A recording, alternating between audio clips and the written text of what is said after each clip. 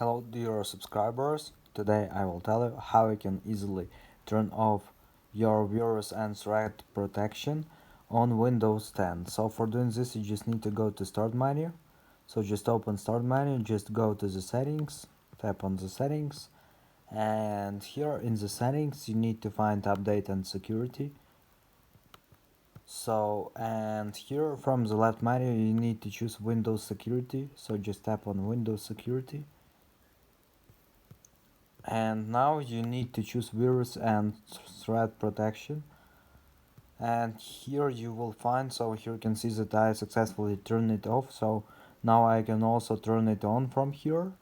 And if you turn it on you will see here turn off. So this is the way how you can turn off your virus and threat protection. So thanks for watching, have a nice day, subscribe to my channel, click like, and goodbye.